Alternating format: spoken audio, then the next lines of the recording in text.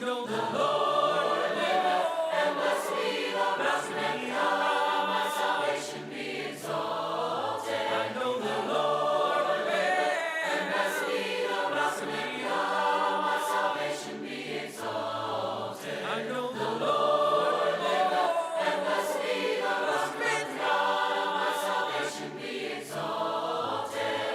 The Lord liveth, and blessed be the rock my salvation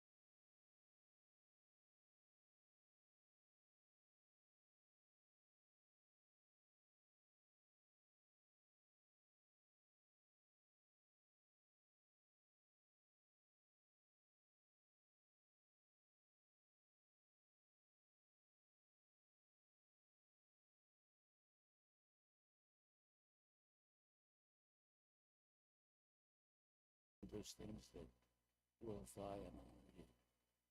Help us always to be the light of the world and be good stewards of those things you give us. I pray this in your Son's name. I will call upon the Lord. I will call upon the Lord. Who is worthy to be praised? Who is worthy to be praised? So shall This past week I had a really good opportunity to spend a lot of time with the Indians. the Lord liveth, and blessed be the rock, and let the God of my salvation be exalted. The Lord liveth, and blessed be the rock, and let the God of my salvation be exalted. Jesus Christ, He died for me. Jesus, I know, for the Bible tells me so. Little ones to Him belong. They are The Lord liveth, and blessed be the rock, and let the God of my salvation be exalted. I know the Lord liveth, and blessed be the rock, and let the God of my salvation be exalted. I know the Lord liveth, and blessed be the rock, and let the God of my salvation be exalted. Heaven's gate And blessed be the rock, and let the God of my salvation be exalted. my sin. Let His little child come in. Yes, Jesus loves me. Yes, Jesus loves me. Yes, Jesus loves me. The Bible tells me so. Jesus, take this heart of mine, make it pure and good. On the cross you died for me. I will try to live for Thee. Yes, Jesus loves me.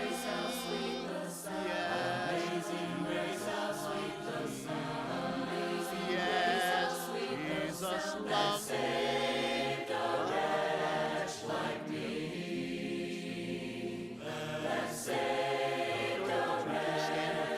One more song for a lesson this morning.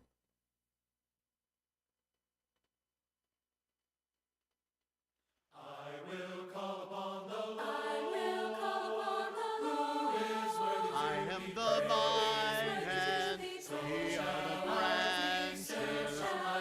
Precious fruit for Jesus to take. Branches in Him, of my salvation be exalted. The Lord liveth, Jesus and blessed be the rock, and let the God of my salvation be exalted. I am the vine Christ, He died for and me. ye are the branches. He took I away am my the vine, be faithful and true. Ask what He will. I know the Your Lord precious liveth, and friend. blessed be the Father God of my of salvation be me, exalted. I know the Lord liveth, and blessed be the rock, and let the God of my salvation be exalted. I know the Lord liveth, and blessed be the rock, and let the God of my salvation be exalted. The Lord liveth, and blessed be the rock, and let the God of my salvation be exalted. with me shall I share. will call upon the Lord. I am the vine and ye are the branches. I am the vine, be faithful. Yourself in the sight of the Lord. Ask what ye will, your prayer shall be granted. The Father loved me, so I am loved. Yes, by your fruit, the world is to know you. Walking in love as children of day. Follow your guidance. Amazing grace, how sweet the sound.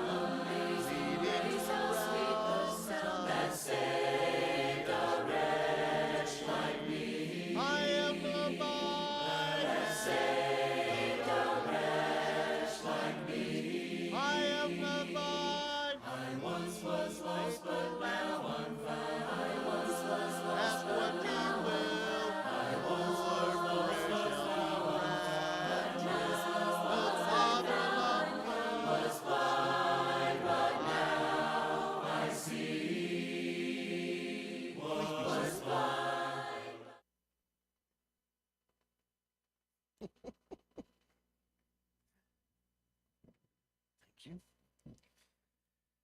All right. Good morning. That was great. I appreciate that. I really felt the power of it all. I appreciate that. So, yeah, for those of you who aren't aware, Tim is he's riding his bike around the state of Ohio, and it's going pretty well, I believe. I'm sure he has his moments, but he'll ideally, in a little bit, he's gonna join us up here, and I'll let him share a little bit about that instead of me and what he's going through. I was thinking about how we live in an age of breaking news. You know, it's every day there's something new going on. There's something that we have to know about. There's something that has to impact our life and change whatever we're thinking or whatever we're doing in that moment. And so we're constantly bombarded by, oh, have you heard about this? Have you known about that? And it at times is a little bit overwhelming. And so what I want to talk about today is what is the real true news or breaking news or moments that you have in your life that are life altering. Not the ones that we hear about from other people or the things that we're told are supposed to impact us, but the things that we have actually experienced and have really shaken us. Because we live in this life and we serve a God who is a God of sudden moments. The scripture that was read earlier, Acts chapter 2, suddenly everything changed. Like everything changed. I mean, Jesus obviously talked about it. You know, he said this time will be coming, but it really impacted these people who were there in the moment. The people who were watching them speaking in all these different languages were amazed and shocked. I don't think they could truly explain to us in words how life-altering of a moment it was. For us, when we face something in life and we get turned towards God, that life-altering moment that shows us we need to turn around. We all have moments like those. We serve a God who does things suddenly in our life. Our life is oftentimes shaped by moments that we have that we can years later look back on and think about, what was God doing? And so today we're going to look a little bit at that. And before we jump into that, I do want to go ahead and see if Tim is going to go ahead and join us, and he's going to share a little bit about that moment that he had at the beginning of his ride. So you want to go ahead and bring him in? Hello, everybody. Can you all hear me all right? Good.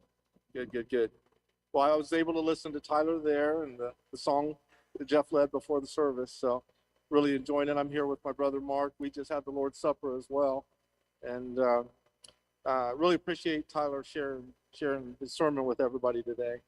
And when first off, if you're curious, I'm doing well. This morning is beautiful. It's sunny. And God is really good, always, even when it's stormy. And that's kind of what he was referring to when the ride first began.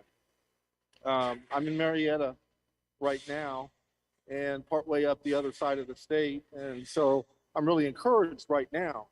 But Tyler dropped me off in Sandusky there by Cedar Point, 2:30 in the morning, Monday morning. And I saw the lightning in the distance and everything, not that far away, really. But it wasn't raining, it was windy.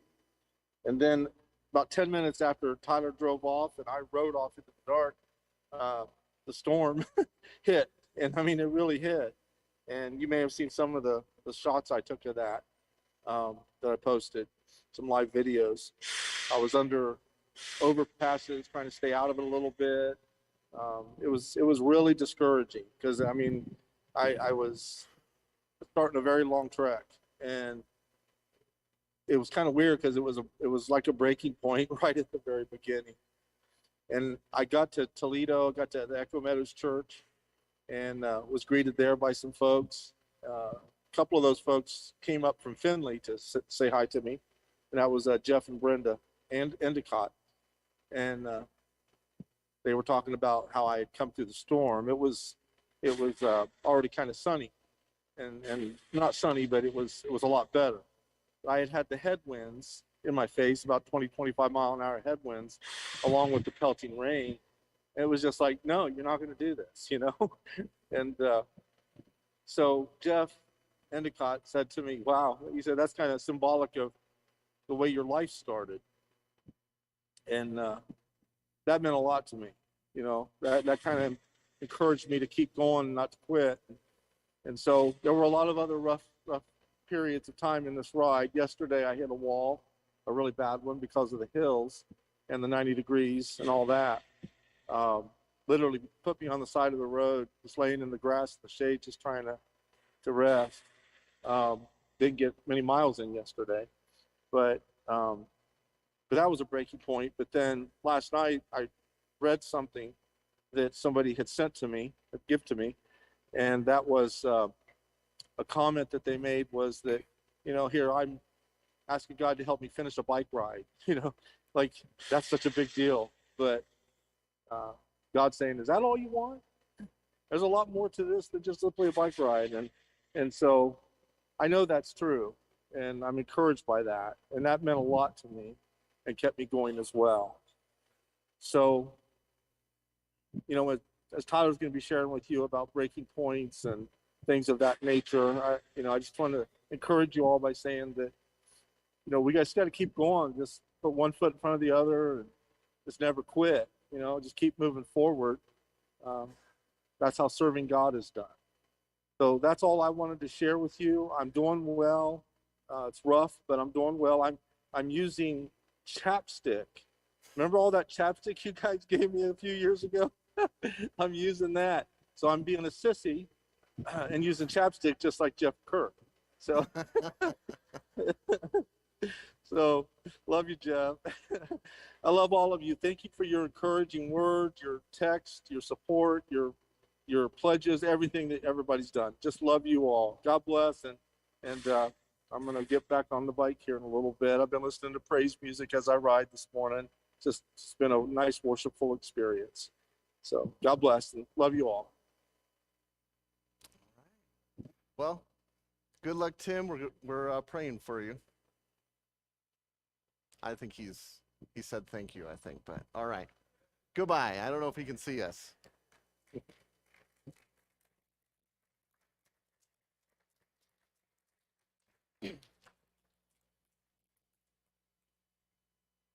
I don't really know what he can hear or see, so thank you everybody for the claps. I appreciate it. So yeah, it was Tim was very nervous Monday morning driving up there.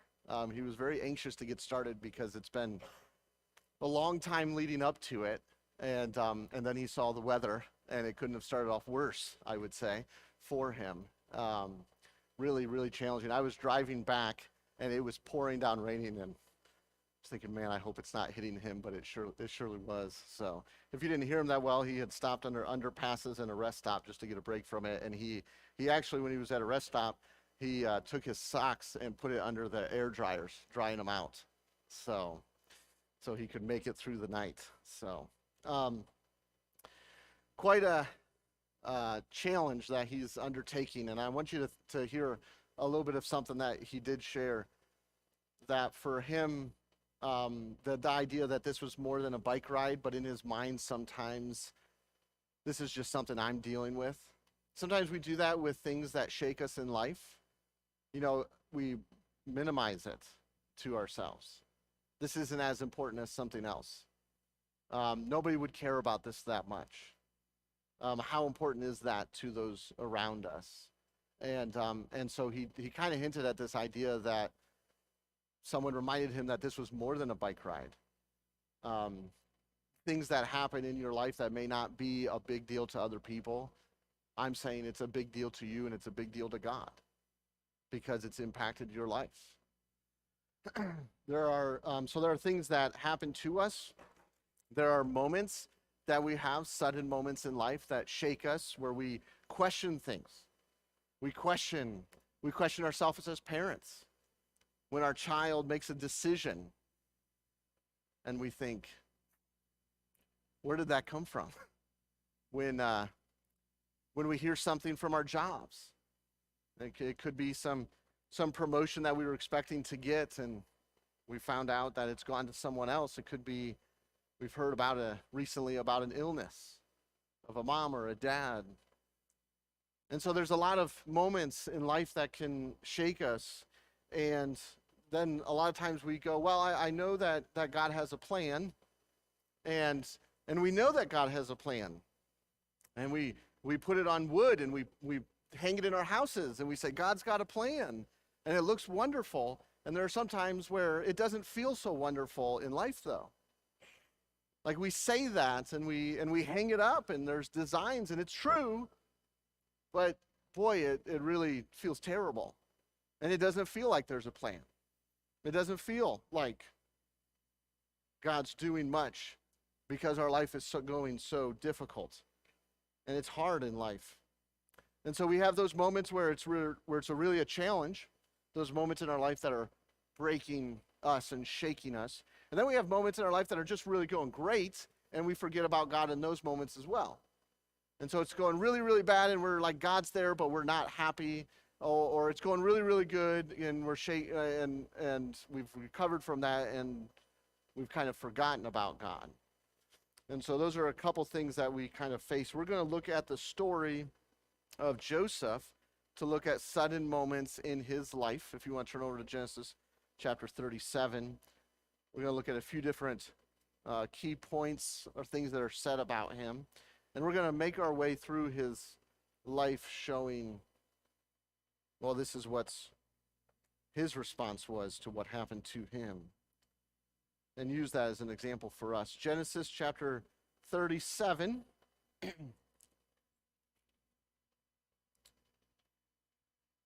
Joseph was the youngest brother.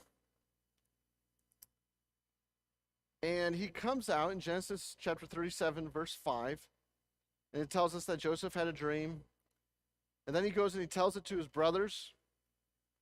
And they hated him even more. He said to them in verse 6, please listen to this dream which I have had.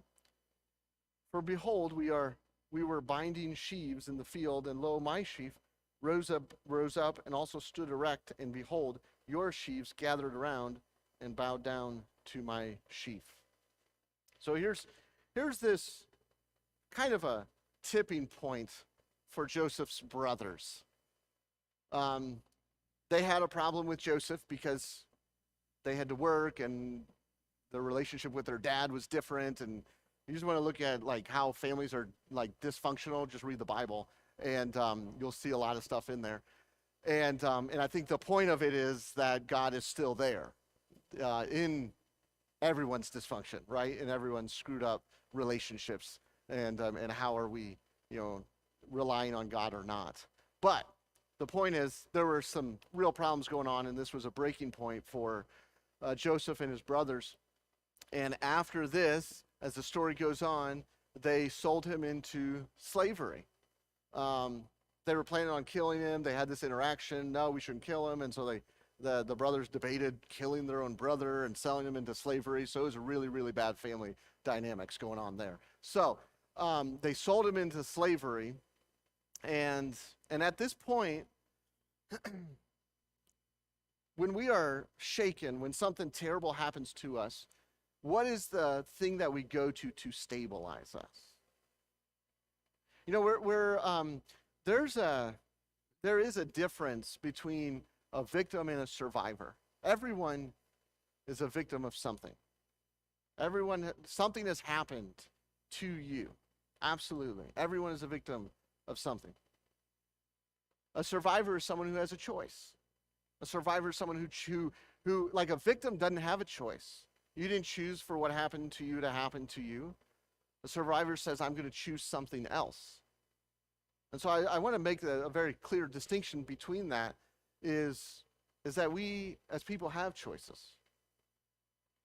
And yet when things happen to us in life, We have a decision to make of where we're going to kind of live in that victimhood of that Joseph found himself in. I mean, he was a victim of a horrible thing in his life, and he was sold into slavery. And at that moment, what was he going to rely on? What was he going to lean on? Obviously, we see in his story that he leaned on God, but when we try to stabilize ourselves, oftentimes we do it through temporary fixes, temporary things in our life to stabilize us. Relationships. When life goes crazy and challenges happened and we are, something happens to us, we can turn to relationships that are temporary. We can turn to food. We can turn to alcohol. We can turn to screen time. And all of these kind of things are very temporary things. Like even in your marriage relationship, your spouse does not have the ability to be everything that you need to be when you've gone through something. Like there's very clear needs that are met within marriage. But every need that we that we need to be met sometimes just can't be met in there, and they can be met with God. And so yes, relationships, food, alcohol, screen time, could be anything else. I was back to this idea of something that's maybe important to you but not to somebody else. A couple weekends ago, I think it was Mother's Day. That was 2 weekends ago, I think. On Friday, Leah's my wife, she went down to Cincinnati because it was somebody's birthday, and so I didn't go. I stayed home I was going to get things done around the house for Mother's Day. I was going to, like, those projects that I start and I'll get to finishing, I was going to get them done that weekend, okay? And so Friday, I'm running some errands, getting supplies, getting things done. Like, I'm energized, I'm ready to go. And I'm driving down the street. I think it was on Bainey, and I get to Bainey and Smith Road, and I go to stop, and my car starts, like, dying. And I'm not a car guy. I don't enjoy working on cars. It's like the absolute last thing. Like, I've thought through this. It's the last thing I want to do. Like, I thought through how much I hate it. And my car starts to die. And I'm panicking, and the battery light comes on. And I don't really know what any of this means, but I know there's a problem. So I drive to, I think it was Advance Auto, like it was close by. I was like, maybe I just need the battery charged. And so that wasn't the problem. My alternator needed to be replaced. And but my car, if I charged the battery, it wouldn't stay charged long enough for me to make it home to work on it. And so Tim came with his truck and hooked a chain up to my car and dragged me home. And that was stressful. And so I talked to somebody who knows cars, Jeremy, and he said, oh, it'll be about an hour to fix it. Not for me. So I ran into this problem, and I called Jeremy, and him and I talked like a bunch of different times on the phone, and finally he came over because I couldn't figure it out, and he like fixed the problem real quick. And I just all day, it ruined my Friday. It like Saturday, it wasn't done until like 2 o'clock in the afternoon. Now, any of you who knows cars, like it shouldn't have taken that long, but that's me in cars. So it ruined my weekend. I was stressed out. Like, so Leah calls me when I'm stuck at Advance Auto, and she's like, hey, how's it going with this? I'm like, well, I'm not doing that anymore. So it's not really that big of a deal, when I look back on it. In the moment, I was so frustrated and stressed out. I mean, it's really not that big of a deal. It really wasn't. But for me, it was a big deal in that moment. There are moments we have like that, like little things that are irritations and frustrations that like screw up our plans and our schedules. How will we react even in those moments? I wanted to give up. I was like, forget it.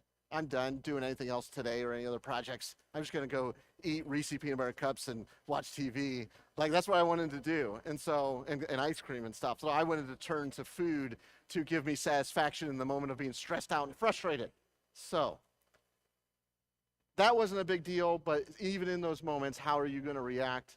I mentioned earlier, there can be really, really, really big moments that shake us, that are life-altering. This was not a life-altering moment. It was a weekend-altering moment that I had.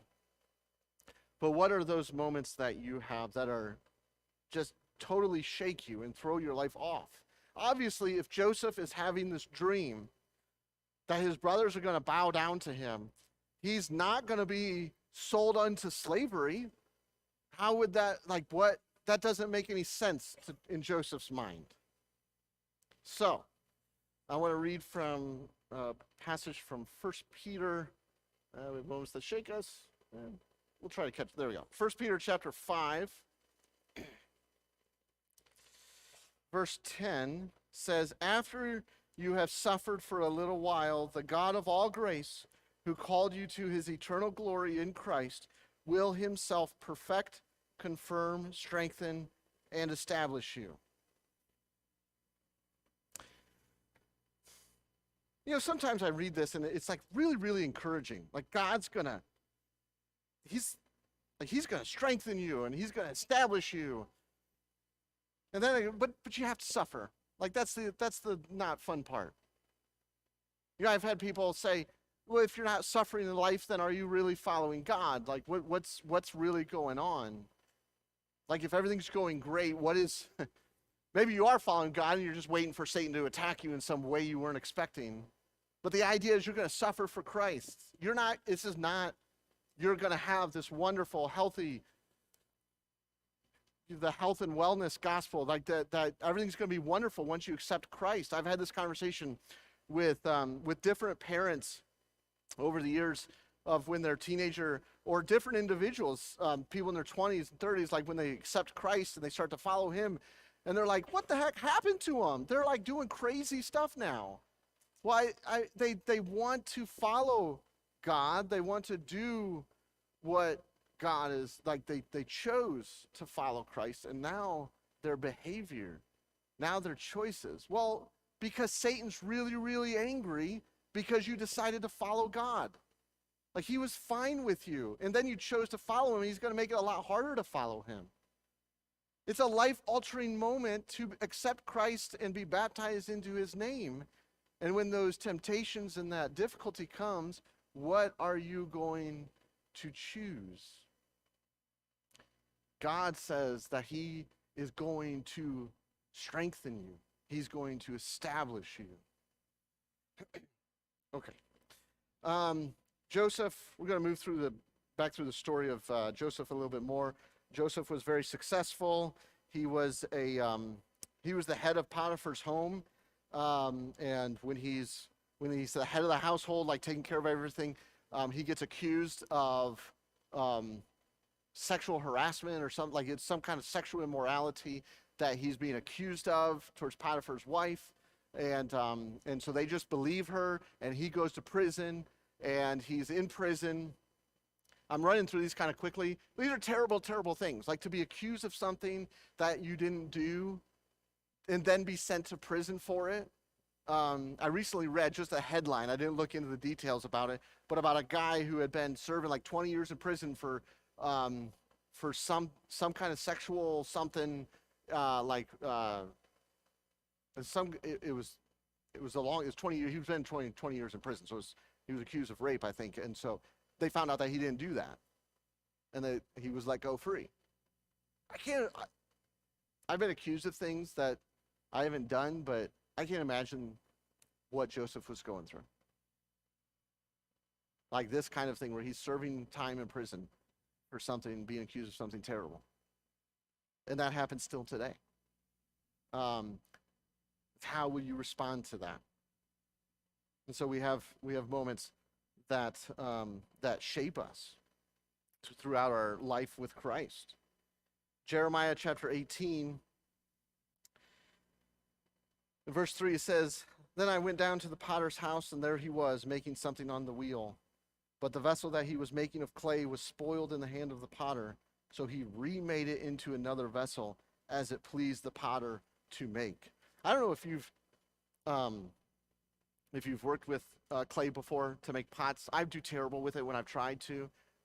It's really you have to be delicate and shape it, and like it has to be something you really care about.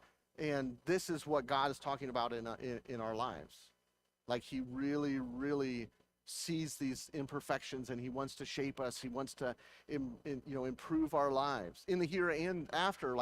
So God does want us to have joy here. He does want us to be encouraged and strengthened. And so these terrible things are happening to Joseph. He's sold off into slavery.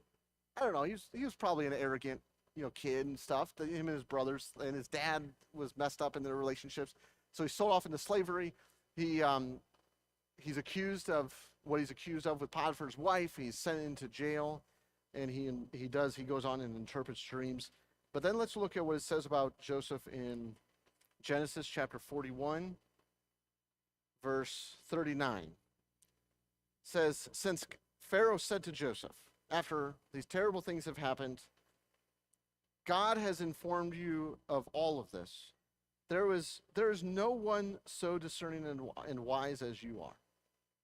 You shall be over my house, and according to your command, all my people shall do homage. Only in the throne I will be greater than you. Only in the throne. Everybody has to do what you do. He becomes the head of the nation, the ruler of Egypt. Joseph's the ruler of Egypt. And someone who is not godly recognizes God has informed you of all this. He's talking about the dreams and different things. But the idea is someone who is not godly, who is in charge, recognizes God's doing something in this guy. God was doing something in Joseph. Even though all of those things had continued to happen to Joseph, he continued to turn towards God. We can look to Joseph throughout his life and see different interactions that he's had where he is turning towards God, where he is looking to God, he's praying to God, he's talking to God throughout all these battles and all of these struggles. And then we have moments that make us. Genesis chapter 50.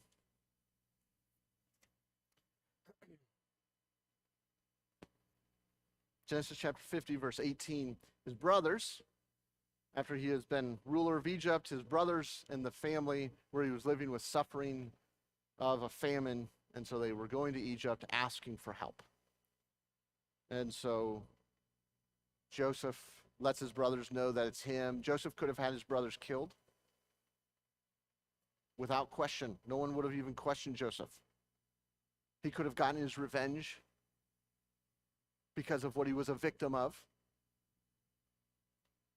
In verse 18, his brothers came and fell down to him. Behold, we are your servants. Joseph said to them, do not be afraid, for am I in God's place? As for you, you meant evil against me, but God meant it for good, in order to bring about this present result, to preserve many people alive. It's interesting. Joseph has such a great relationship with God when he's faced with being able to have the ultimate revenge. And we live in a revenge culture, like I'm going to get revenge, I'm going to get mine, that kind of thing. When Joseph had the ability to have ultimate revenge, he could have someone killed without question. He says, that's God's place to judge you. It's not mine. Who am I, God? He recognizes that he is not God. So this moment that shook Joseph when he was a young kid, throughout those experiences of him being shaped and made, maybe the dream that Joseph had, it wasn't about his brothers bowing down. It was about what God was going to do through Joseph. It wasn't about what God wanted to do for Joseph. It wasn't about Joseph being this great ruler. It was about showing the story of God working in someone's life, despite the moments where they are shaken. You know, we're kind of talking about this we have a teen boys and teen girls class. They're separated right now, and in the teen boys class, we're kind of talking about being friends. The kind of friends to have, being like friends who are attempting godliness, being disciplined in God. How much, and I asked a question this morning, which I didn't do this as a teen, so I didn't expect an answer that they did. What guys do you pray with? And I want to ask that question, and that was kind of I want to ask that question of you all today. Who do you pray with? Who do you read scripture with? Who are you helping to develop, and they help you develop a relationship with God? One of the things I like to share with people when we're talking about marriage is one of the important points of marriage is that we're helping each other get to heaven.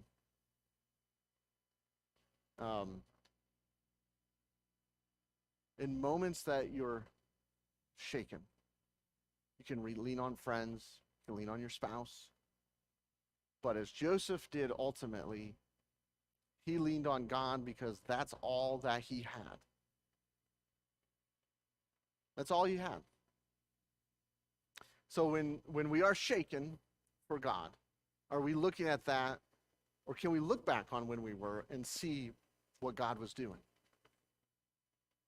God has this unique ability to take something terrible and turn it around for good. He's not okay with the terrible. He doesn't make the terrible happen. But he takes something terrible and he turns it around for him. So what is that in your life? So on one hand, can you look back on what that was? That was terrible that happened and God turned around for good. And the other hand is, are you going through something right now? With all the craziness going on in our lives, what is it that's pushing you forward despite what has happened? And so that begins when you have a relationship with God. And as I shared earlier, sometimes people have talked to me about, well, was it even worth it because of how bad my life is getting now that I'm following God? Yes, it is worth it. That's a very simple answer, but yes, we'll just go with that right now. It is worth it to start a life with God. Whatever terrible things going on, you have a choice. You are a survivor of things. And there's no one better to survive with than with God by your side. If there's anything we can do for you today, I ask that you come forward as we stand and sing.